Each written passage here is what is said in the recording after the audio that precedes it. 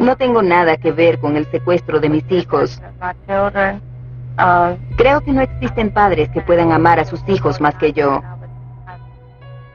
El 25 de octubre del 94, a las 8 de la noche, Susan Smith, de 23 años, decidió ponerle fin a lo que ella describía como una esclavizante maternidad, pero para eso tenía que sacarse de encima al estorbo que le resultaban sus hijos. Levantó a Michael, de 3 años, y a Alexander, de 1, que estaban descalzos, y los sentó con cuidado en el asiento trasero de su auto, en una silla para niños. Les puso los cinturones de seguridad y encendió el coche. Manejó un buen rato concentrada en la carta de su amante Tom y en todo lo que él le decía en estas dolorosas páginas donde terminaba su relación con ella. Una mezcla de furia y angustia sacudía su cabeza. Ella solo podía recordar esa frase donde él explicaba que no quería hijos propios ni ajenos y que tampoco estaba a gusto con el comportamiento de ella. Manejó por un tiempo y terminó en el lago John D. Long. Llegó hasta la rampa de botes y se estacionó con dirección al agua. Se bajó del auto y una vez fuera quitó el freno de manos y puso la palanca en automático. No hubo un beso de despedida, ni gritos, ni llantos, ni mucho menos arrepentimiento de último momento. Los niños en ese momento dormían cuando el auto se deslizó y empezó a hundirse lentamente en el agua helada.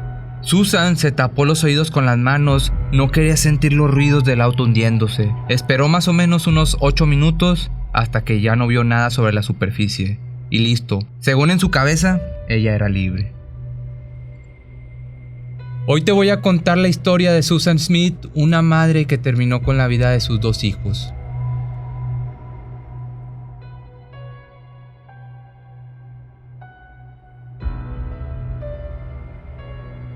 Empecemos con la vida de Susan Lavon Smith. Ella nació el 26 de septiembre del 71 en Union, Carolina del Sur, esto en Estados Unidos. Sus padres, Linda Harrison y Harry Vaughn, habían tenido 3 hijos. Ella era la menor y la única mujer. Su infancia fue una verdadera tortura. Cuando tenía 7 años, sus padres se divorciaron y 5 semanas después, Harry, el papá, se quitó la vida con tan solo 37 años. El desamparo vivido por Susan hizo que se convirtiera en una chica triste y distante. Unos pocos meses después, Linda, su madre, se volvió a casar con Beverly Russell, un hombre de negocios muy exitoso. Linda, que sabía lo que era pasar necesidades económicas, no esperó ni un momento para disfrutar de su ascenso social. Rápidamente dejó su pequeño hogar y se mudó con sus hijos a la casa de Russell, ubicado en uno de los barrios más exclusivos de Union. A los 13 años, Susan intentó imitar la conducta suicida de su padre ingiriendo unas pocas pastillas, pero luego de este episodio, que pasó casi inadvertido, su vida al parecer comenzaba a ser un poco más tranquila. Vinieron unos años que aparentaban ser, como te decía, más tranquilos. Era una buena alumna y tenía cierto liderazgo. Al cumplir los 16 años, comenzó a cargar con un secreto horroroso. Su padrastro abusaba de ella. El tradicional festejo de los Sweet 16, que son muy comunes en Norteamérica, se convirtió en un trago amargo. Esto de Sweet 16 es como lo que se usa aquí en México cuando las chicas cumplen 15 años. Susan tomó coraje y se animó a denunciarlo y fue junto a su madre al Departamento de Servicios Sociales. Por ese momento Russell fue excluido del hogar por un breve periodo mientras ella era entrevistada por psicólogos. Pero curiosamente el abusador volvió a casa y Susan ahora también era castigada por haber hecho esto público. Te recuerdo que este hombre tenía cierto poder y dinero. Y para la madre esto era mucho más importante que la salud de su hija. Y pues obviamente los abusos continuaron. En el último año de la secundaria, Susan volvió a pedir ayuda a un consejero escolar. Los servicios sociales la contactaron, pero esta vez ella no se animó a presentar cargos. Digamos que la presión familiar pudo más. Toda la basura que venía arrastrando Russell fue borrada gracias a un abogado y a profesionales de salud mental. El trabajo de estas personas era salvaguardar la reputación de la familia y evitar la humillación en público. En el verano del 88, Susan consiguió un trabajo en la cadena de almacenes Winn-Dixie y ascendió rápidamente de cajera a encargada. Ella era apasionada, veloz y ambiciosa, y al parecer en las relaciones de pareja era lo mismo, pero a diferencia que no tenía ningún rumbo. Con 17 años tenía relación con 2 hombres al mismo tiempo. un señor casado que trabajaba con ella y un compañero joven también del trabajo. Ese mismo año se embarazó y decidió, ¿cómo le podemos decir? Para que YouTube no nos censure. Decidió no tenerlo, pero ocurrió que el hombre casado decidió terminar con la relación y Susan entonces intentó quitarse la vida con una combinación de medicamentos. Pero el asunto terminó sin mayores consecuencias, solo con un lavado de estómago.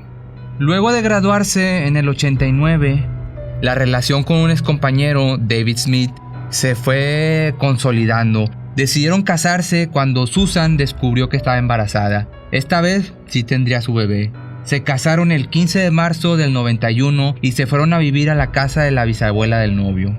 Un hermano de David había muerto 11 días antes del casamiento por una grave enfermedad, así que sus padres estaban todavía en un estado de shock. En mayo del 91, el deprimido padre de David intentó quitarse la vida y esto fue demasiado para la madre, que decidió mudarse sola a otra ciudad. David y Susan no la tenían fácil. Las tragedias perseguían a estas dos personas y la relación entre ellos tampoco era buena. A Susan le gustaba ir de compras y salir, y para tener dinero recurría a su madre, Linda, que la financiaba. A David, por la otra parte, no le gustaban estas conductas y sentía que su suegra se metía demasiado en sus vidas y que era demasiado controladora.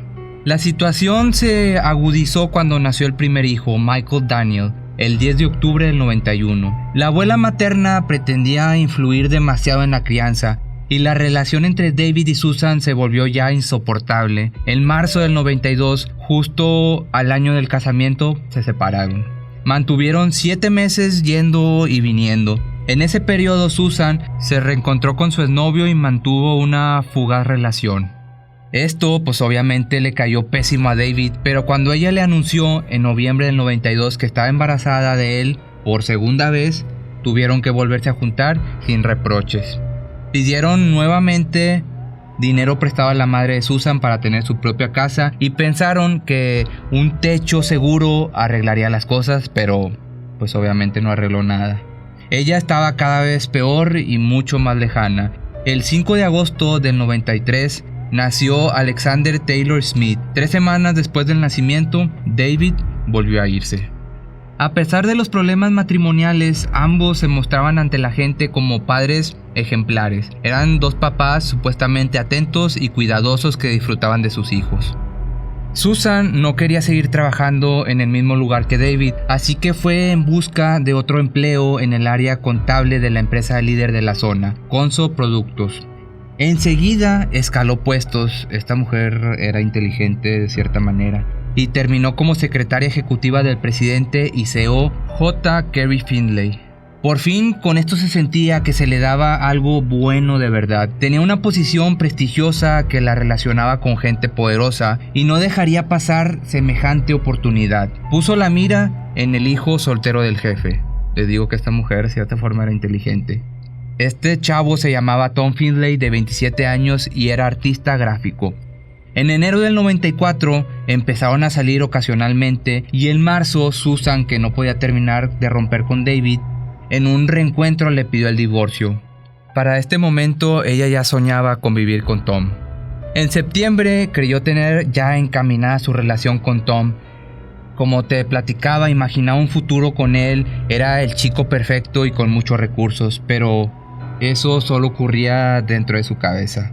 En realidad Tom, decepcionado por las conductas fuera del lugar de Susan, estaba pensando en cómo terminar la relación. Así que el lunes 17 de octubre Tom le escribió una larga y fría carta explicándole cómo le decía adiós.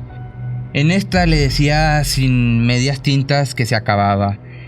Es contemplativo y cariñoso por ciertos momentos, pero absolutamente frontal. Tom le agradece en su escrito su devoción y amistad.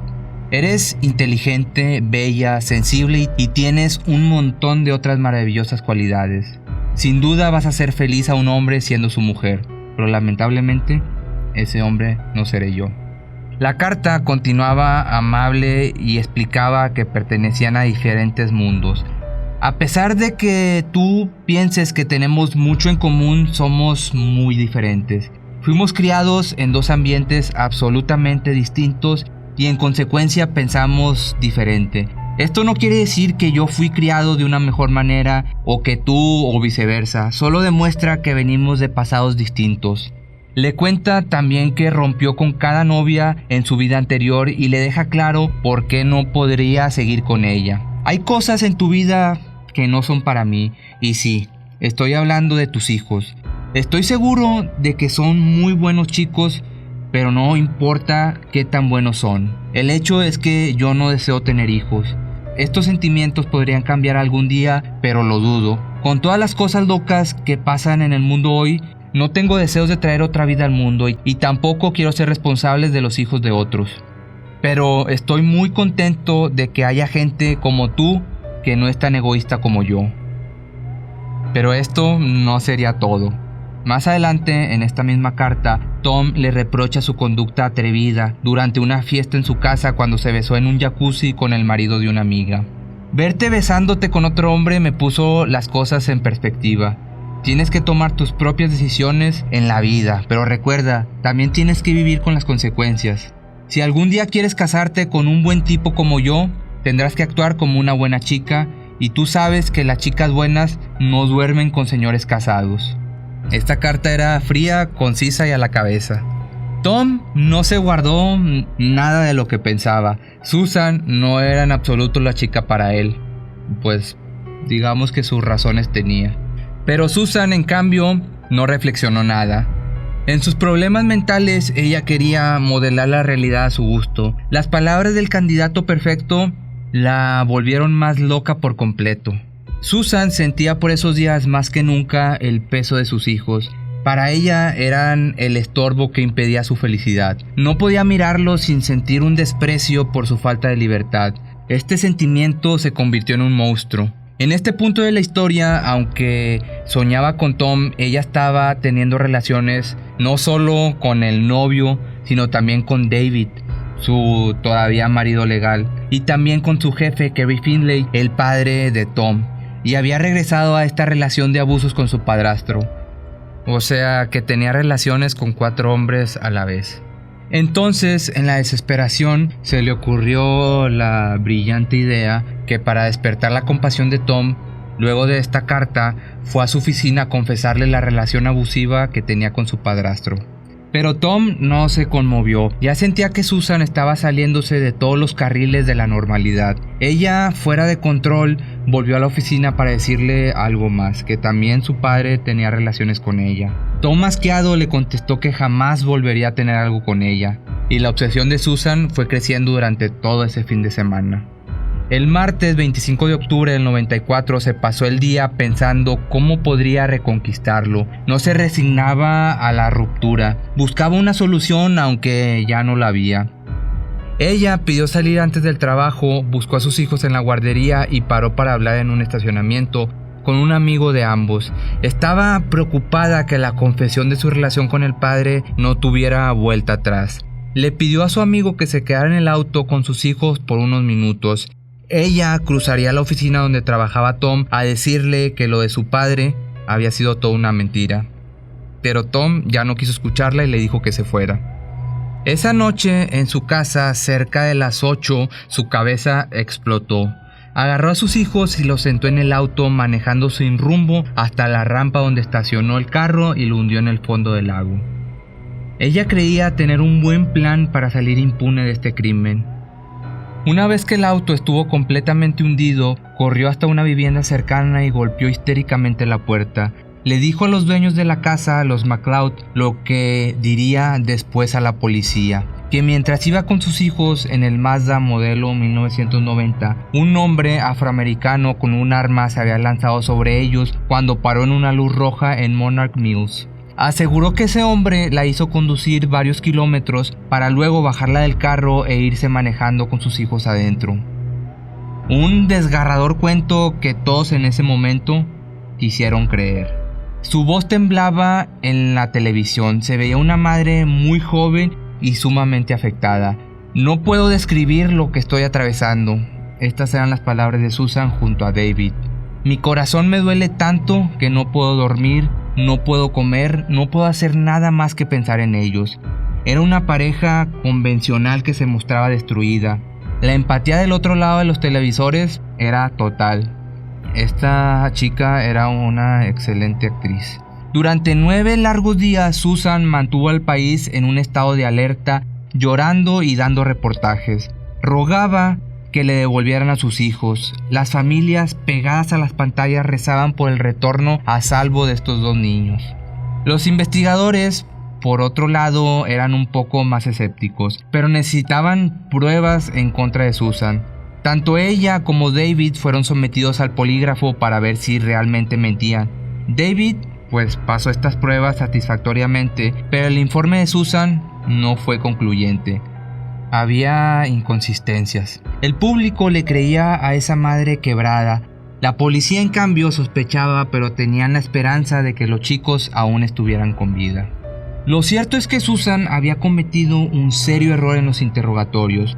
Cuando describió el lugar del secuestro dijo que no había otros autos, que tuvo que parar en una luz roja en la intersección y que fue en ese momento en que el hombre afroamericano se abalanzó sobre ellos. Pero pues esto no podía ser cierto. El semáforo de esa intersección solo se ponía en rojo si venía otro auto en el cruce de calles. Si no había otro auto, entonces, ¿cómo se había puesto el semáforo en rojo? Tampoco pudieron corroborar otras 2 mentiras, que había salido para encontrarse con una amiga, pero la amiga esto lo desmintió, y que había parado en un Walmart a las 9 de la noche, pero los empleados de la tienda jamás la vieron. Esto se sumó al hecho de que su descripción del hombre con pasamontañas era tan general que no podía hacerse un bosquejo convincente, o sea que nada cuadraba. El 3 de noviembre, David y Susan dieron una entrevista al CBS y el sheriff Howard Wells la llamó para un nuevo interrogatorio. Esta vez le dijo de frente que no le creía una sola palabra del secuestro y la puso contra la espada y la pared. Le explicó lo del semáforo y Susan reaccionó inesperadamente pidiéndole que rezara con ella. Luego le contó entre llantos el crimen de sus hijos. Pretendió suavizar su culpa diciendo que ella había querido suicidarse, pero que al último momento había saltado fuera del auto. Pero para este momento ya nadie quería escucharla. El sheriff mandó inmediatamente a rescatar el coche. Ya habían buscado en la zona del lago John, a 9 metros de la costa, pero el auto apareció a una distancia 4 veces mayor, o sea 36 metros. Y pues ahí estaba el carro sobre el fondo del lago. Los niños estaban todavía en sus asientos. En el auto encontraron también la carta de ruptura de Tom. La autopsia reveló que los niños estaban aún con vida cuando el agua alcanzó sus cabezas. El buzo del Departamento de Vida y Salvaje de Carolina del Sur, Steve Marrow, fue quien los encontró y dijo: "Pude ver una pequeña mano apoyada contra el vidrio". Para este momento el país estaba en shock. Nada más perturbador que una madre capaz de terminar con la vida de sus hijos. Susan Smith pasó a ser un personaje abominable. David quiso preguntarle la última vez que la vio por qué le había quitado la vida a sus hijos. La respuesta de ella lo dejó pasmado. "Tranquilo, cuando salga de aquí espero regresar contigo y tener más hijos". Susan y David se divorciaron en el 95 y el fiscal en su acusación pintó a Susan como una mujer extremadamente egoísta, una actriz manipuladora que podía llorar en el momento que ella quisiera. Un detalle perturbador fue la prueba que hizo la fiscalía con una cámara de video con el auto de Susan. Repitieron la caída en el fondo del lago y ahí se observó que el agua habría alcanzado a los niños con mucha lentitud, entre 6 y 8 minutos. Para esto los jurados lloraban y los abogados de Susan llamaron a una experta en salud mental para intentar una defensa. Querían demostrar que Susan sufría problemas al momento de los hechos que impedían pensar con coherencia. Los peritos de la defensa le diagnosticaron desorden de personalidad y depresión grave, y contaron con lujo de detalle su historia de suicidios y abusos. Al jurado le llevó 2 horas y media decidir. Luego de 10 días de juicio, el 28 de julio del 95, Susan cerró los ojos mientras se leía su sentencia. Cadena perpetua con la posibilidad de libertad condicional al cumplir los 30 años de cárcel. En 2025, con 53 años, es posible que Susan pueda volver a circular por las calles libremente.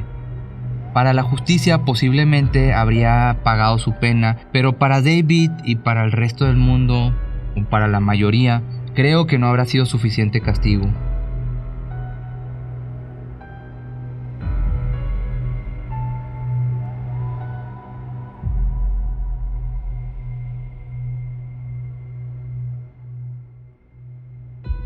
Si te gustó este video, no olvides seguirme en mis redes sociales, en Instagram como Pepe Misterio MX, en Facebook y en YouTube como Pepe Misterio y en Twitter como Misterio Pepe. Mi nombre es Pepe Cerecero y esto es...